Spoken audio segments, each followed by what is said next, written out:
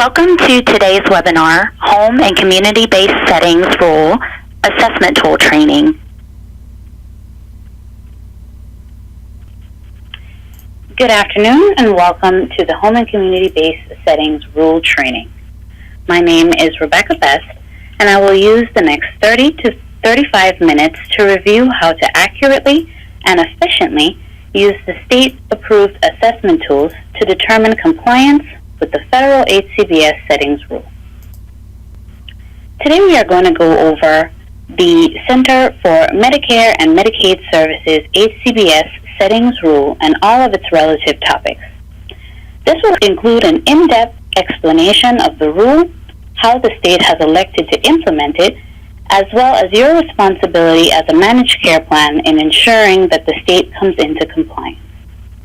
The Center for Medicare and Medicaid Services, or CMS, 2014 HCBS settings rule requires that states do more to encourage and ensure recipients' autonomy and their integration into the larger community. States are directed to evaluate or assess all settings that provide HCBS services for their compliance. Each state has until March of 2022 to come into compliance with this rule. There are a number of setting types that provide HCBS services in the state. As such, must be compliant with this rule. The state's group homes, foster care homes, residential habilitation centers, and shelter care homes will be assessed by the Agency for Persons with Disabilities. Managed care plans will assess the state's ALFs, AFCHs, and ADCCs. To ensure continued compliance with existing and new settings, the state requires managed care plans to use the approved HCBS assessment tools that will be reviewed today during all credentialing and recredentialing processes. CMS's HCBS tool is based on 42 Code of Federal Regulations 441.301C4, which requires, among other things, that settings that provide HCBS services ensure that recipients are integrated into the community as applicable, protect their freedom of choice, privacy, dignity, and freedom from coercion or restraint. Additionally, residential settings that provide HCBS services must provide specific protections to recipients, including protections from eviction, unrestricted visitation, and options for a private unit. The process to ensure that all settings provide HCBS services in the state are compliant with the HCBS settings rule will take several months and a great deal of coordination between the state, you, the managed care plans, and the settings. First, these settings will need to be assessed.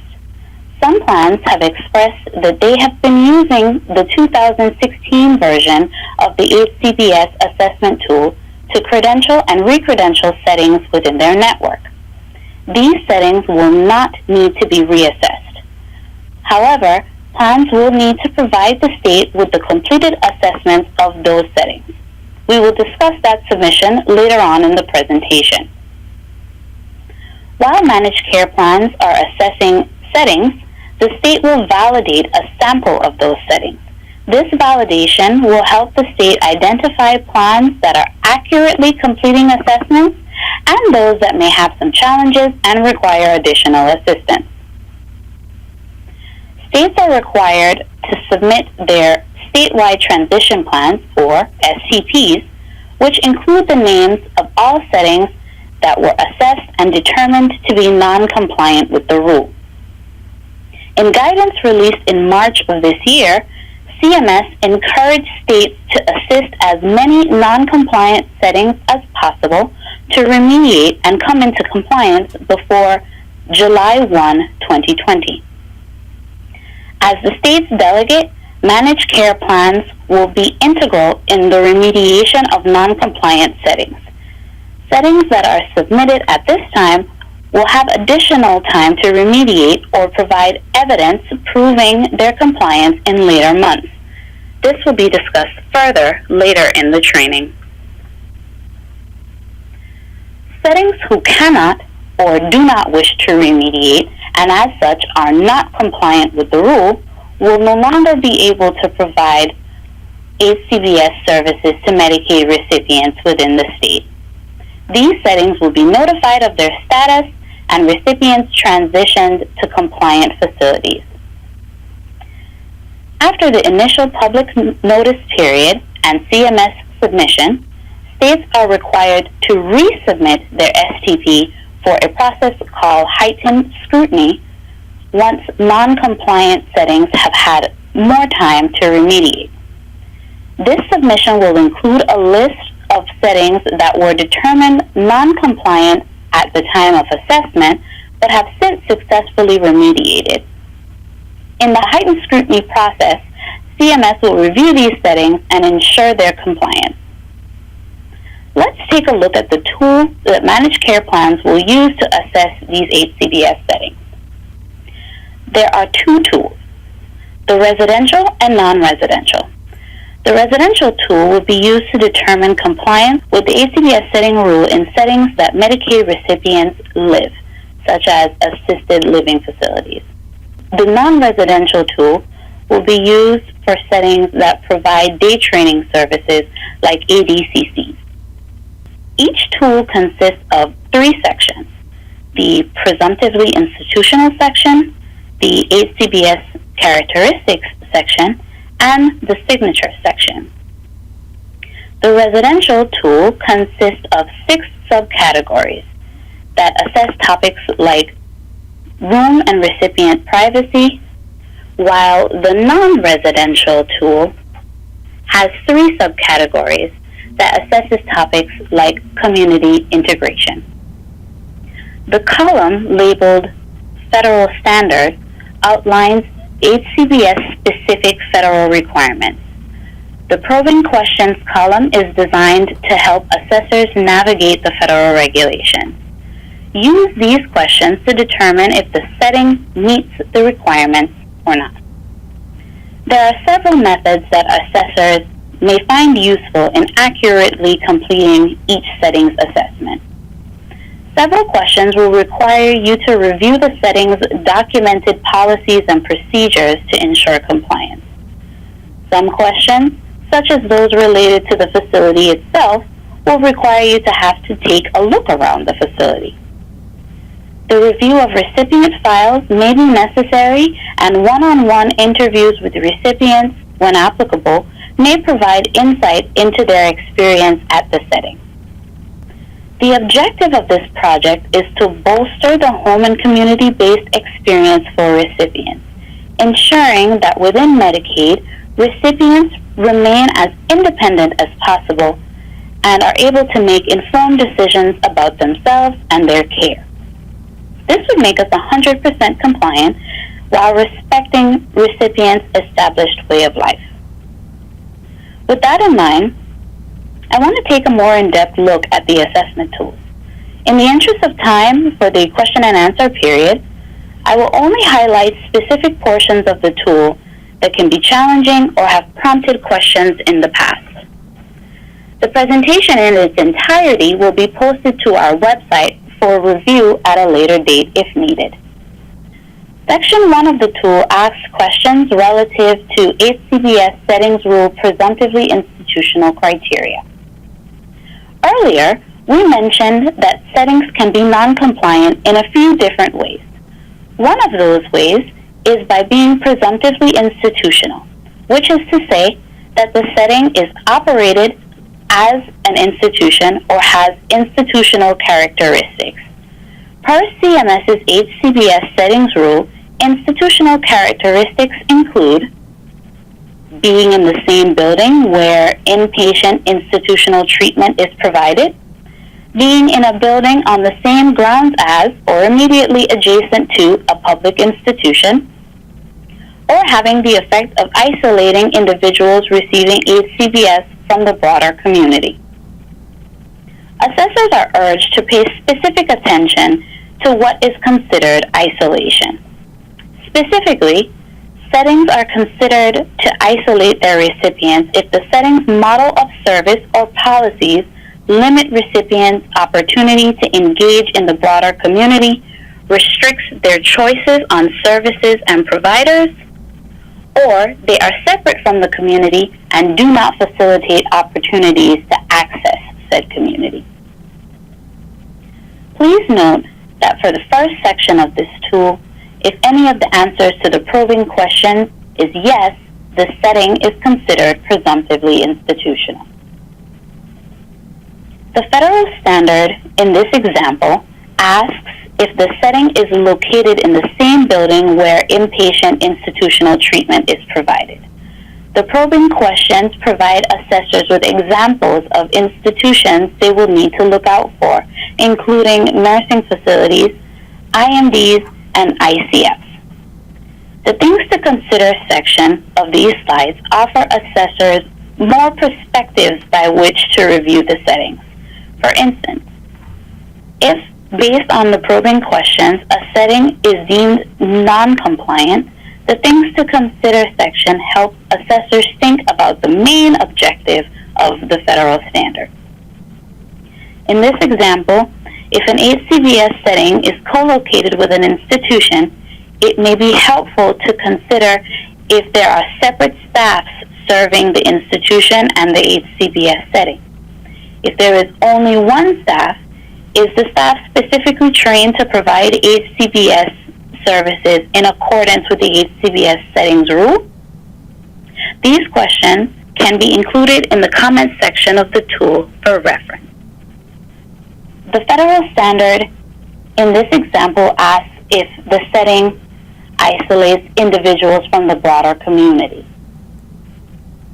In this example, assessors should consider the setting's surrounding area. Settings in rural locations are not inherently isolating. Compare the access that individuals living in the same geographical area who are not receiving Medicaid HCBS have to engage in the community. Another way that settings can be non-compliant is by not adhering to the HCBS characteristics outlined by CMS in the HCBS settings rule. Please note that for the second section of this tool, a federal standard is met when the answer to all probing questions is yes. The following few slides will be related to the federal standards on settings. The federal standard in this example asks if the setting is traversable by the recipients it serves. Assessors should observe the facility and ensure that recipients of various ambulatory needs are able to get around the facility easily. Are there supports available to foster recipient independent movement? This federal standard asks about recipient access to visitors. Assessors should review the settings policies to ensure that recipients have unrestricted access to visitors of their choosing. In assessing, consider that setting policies should dictate that any restriction of specific visitors should be recorded in the recipient's plan of care. There are no areas within the setting that the recipient cannot enter.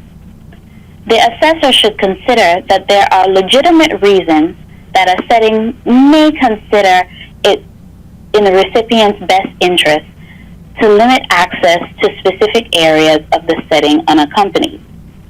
This decision should be fully documented in the person's person-centered plan or in applicable policies. The following few slides will be related to the federal standard on rooms and privacy. This federal standard asks about recipients' choice to private and semi-private rooms. Recipients should always be able to express their interest in a private room or a particular roommate. Settings may not always have the option of providing private rooms for recipients, but should have policies relative to how to request a private room and protocol if one becomes available. This standard may seem subjective in asking if recipients' living quarters are home-like. The objective of this standard is to ensure that recipients have and are aware of their freedom to make their room their own. Recipients are not required to decorate. This standard relates to recipients' rights to privacy in their rooms.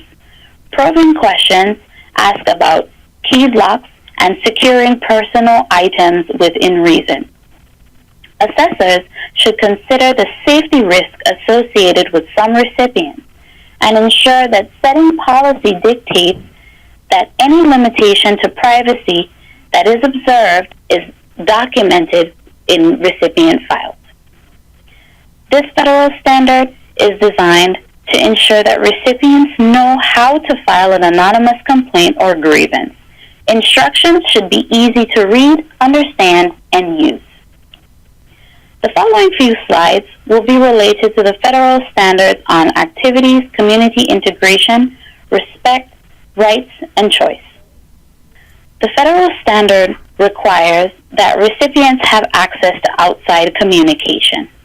Assessors should review each setting policy to ensure that this characteristic is protected.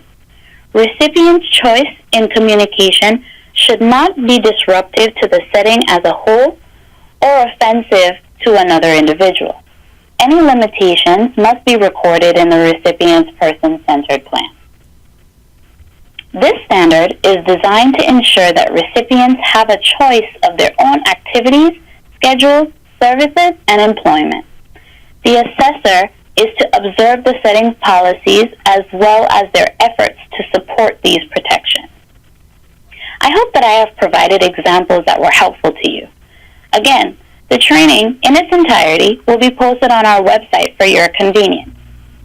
Lastly, I would like to quickly cover the responsibilities in fostering the efficiency and success of this project.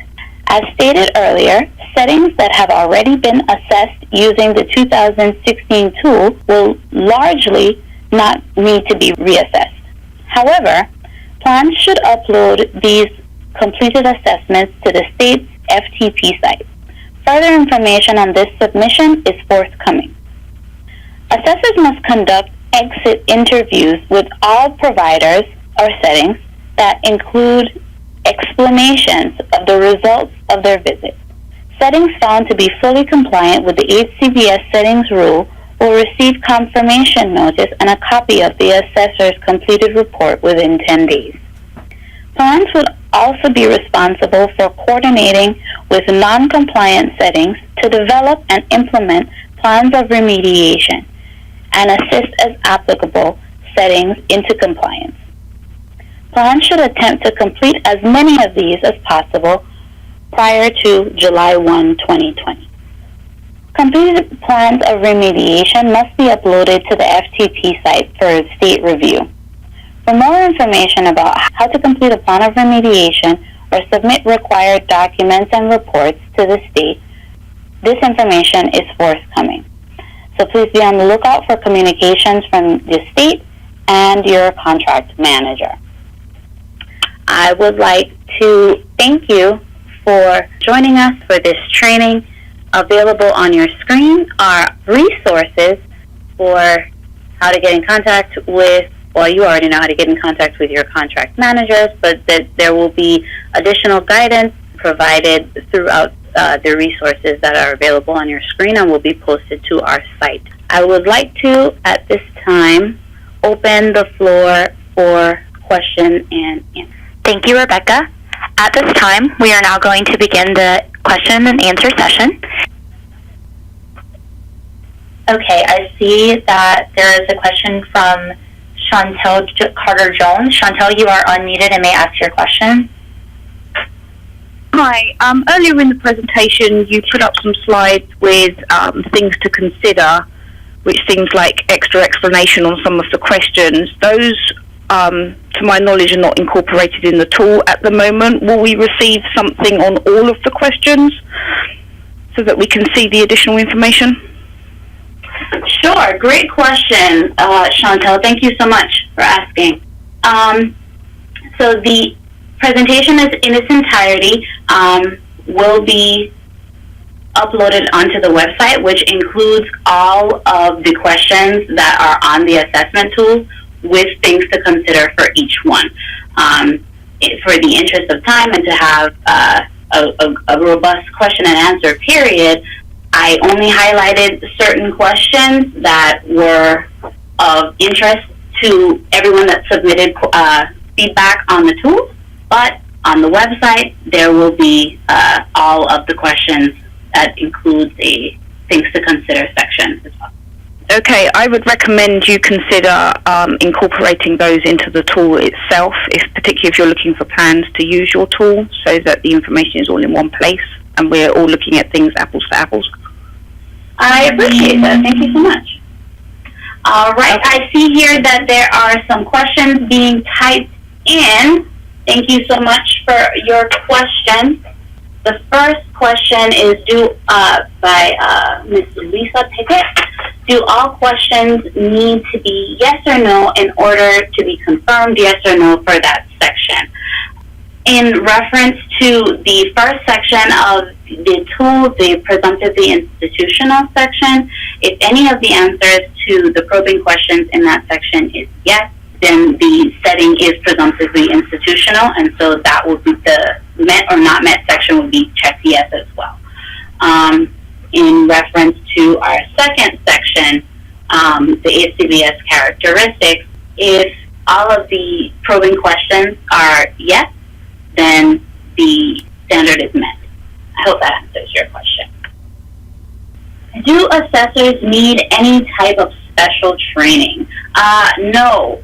The purpose of the tool and the probing questions and the things to consider, we hope will be enough to assist assessors in navigating training. However, if we find that assessors do need additional training, we have no problems hosting some technical assistance for that purpose. In the room, we have Ms. Paula James, who works with the plan management operations here at the agency. She will help us out with the more operation-heavy, technical-ish questions. We do have a question on the screen. What type of MCO staff member would typically complete this tool? And Paula's going to take that one away. Good afternoon, everybody. We are not indicating what staff need to handle this endeavor with the MCOs. We've talked in the past, this can either be your case managers as they go out to do face-to-face visits with their long-term care members, or it could be your provider enrollee staff with your provider network staff. We're leaving that up to the individual MCOs to make that decision. All right, thank you, Paula. All right, we have a question that has been typed in. How do we avoid assessing facilities multiple times? If other plans have assessed a provider, how do we avoid assessing that provider? Well, that information is forthcoming. Each plan will be assigned a list that is divvied up specifically so that no provider is assessed multiple times. So providers, as you know, have the option to be a part of multiple plan networks. The great people in PMO are divvying up the list so that we do not have duplicative assessment. Another question. What happens when different health plans reach different conclusions about a facility's compliance with the HCBS settings requirements?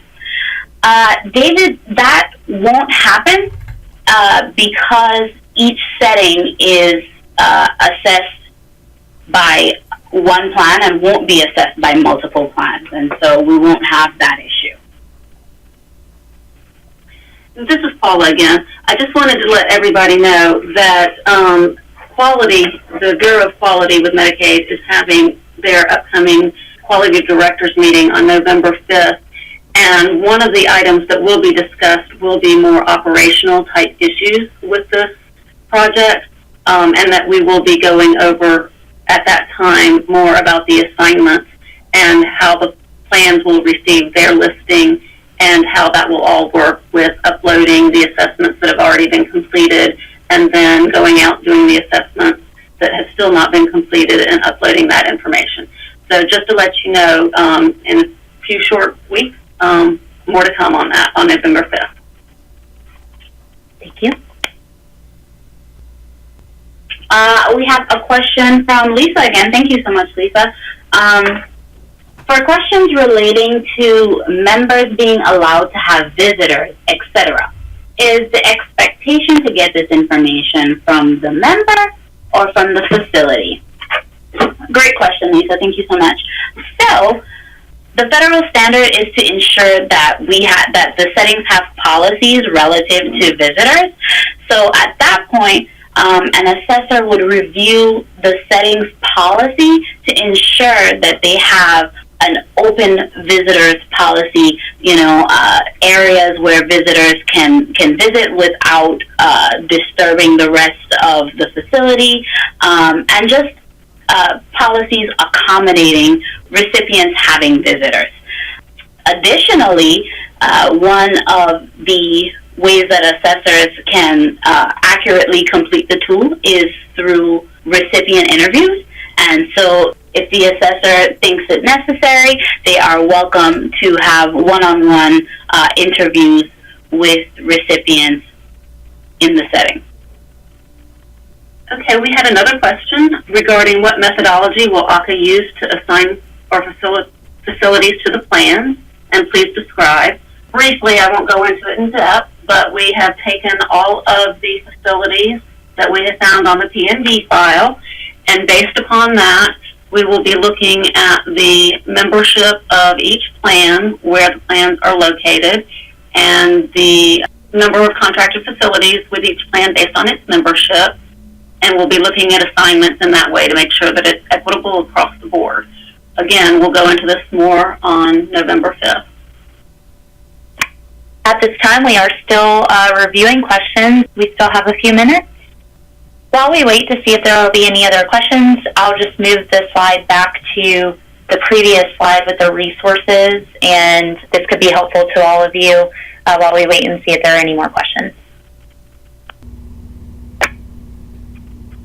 We have a question from Ray Wilkerson. Is there an anticipated time frame for when the plans will receive their list of facilities, and what is the time frame / due date for completion of these assessments? And we anticipate giving the plans their list of facilities after the Quality Directors meeting on the 5th. It may even be that evening, if not the next day.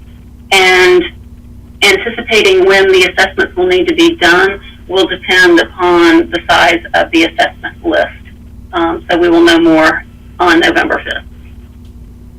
We had another question of, do we continue with current site visit process until new information has been provided? I would say if you have a facility that is currently in your pipeline for you to contract with that facility, continue as is, but there should not be any effort to go out and start assessing facilities that have not yet been done with the new tool until after November 5th. Another question related to transportation. If the facility does not have transportation, but the health plan does, will this suffice as a yes? So the answer to this question is policy related. What we'll need the assessors to do is ensure that the setting has a policy on transportation. If that policy is that the health plan provides transportation, that's fine. So long as there is a policy. So we can have either the setting has transportation of its own, or it has a policy that is documented that the assessor can review that says what their plan for transportation is. Another question, when will the webinar information be available? Also with updates, how will we be notified? Great question, Susan. The webinar presentation will be uploaded to our website as early as tomorrow. You will receive all of your updates via your contract manager and plan communication. So the exact same way that you normally interact with the agency is how you will receive notification on this project. We have another question. If we are already collecting this data, will it be required on the agency tool, or could it be reported via a report type format? The only acceptable reporting format for prior assessments is the 2016 assessment form. If a facility has not been assessed with that 2016 form and passed so that you were able to contract with that provider, then they will be considered to be in the pool of providers that needs to be assessed going forward. We received another question of how will this affect the 3-year recredentialing process? That's a very good question. I don't believe we're thinking of this particular process that is necessary in order to report to the Centers for Medicare and Medicaid Services necessarily as part of credentialing. So we will take that back and we will probably discuss that further on November 5th. All right, we have no more questions, so we're going to go ahead and conclude the webinar. Thank you for attending. If you have any other questions, please feel free to email flmedicaidwaivers@ahca.myflorida.com. And please visit these links for helpful resources, and have a wonderful day. Thank you. Goodbye.